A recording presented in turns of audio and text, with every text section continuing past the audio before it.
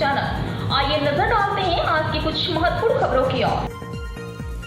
भारत की अग्रणी credit rating एजेंसियों में से एक केयर रेटिंग लिमिटेड की सहायक company carriage global IFSC limited ने आज वैश्विक अर्थव्यवस्थाओं की सॉवरेन रेटिंग पर रिपोर्ट का अनावरण किया, जिसमें 39 देशों की सॉवरेन रेटिंग प्रदान की गई है। रेटिंग एजेंसी ने भारत को कैरेज BBB+ दीर्घकालीन मुद्रा LTFC रेटिंग दी है। इसके साथ कैरेज अपनी सहायक company carriage global IFSC limited के माध्यम से वैश्विक स्तर की रेटिंग क्षेत्र में प्रवेश करने वाली पहली भारतीय क्रेडिट रेटिंग एजेंसी के रूप में उभरी है। कैरेज ग्लोबल ने भारतीय अर्थव्यवस्था में महामारी के बाद की लचीली रिकवरी और बुनियादी ढांचे के निवेश में वृद्धि के आधार पर भारत को BBB+ की दीर्घकालीन विदेशी मुद्रा रेटिंग दी है।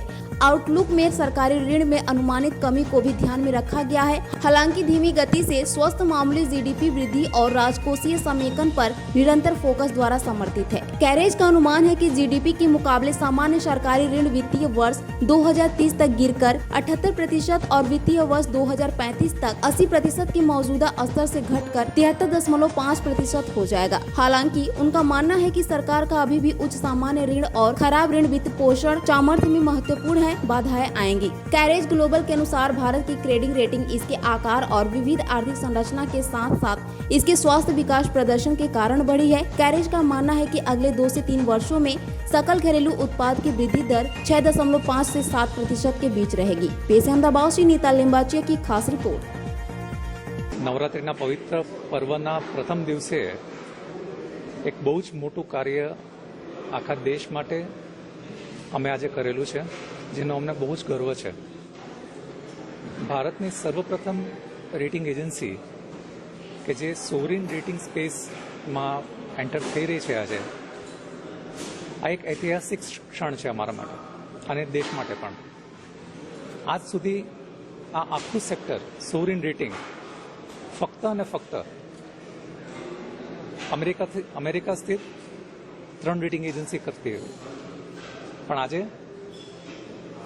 ભારતમાંથી એક હોમગ્રોન રેટિંગ એજન્સી જે 30 વર્ષથી ઉપરથી આ સેક્ટરમાં કામ કરે છે, એણે આ એક પગલું ભરેલું છે।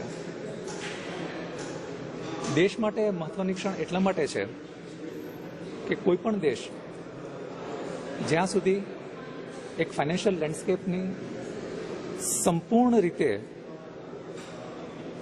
આખું એનું પિક્ચર ઊભું નથી કરી શકતું, ત્યાં સુધી કોઈક ને કોઈક ખામી જ રહી જાય છે।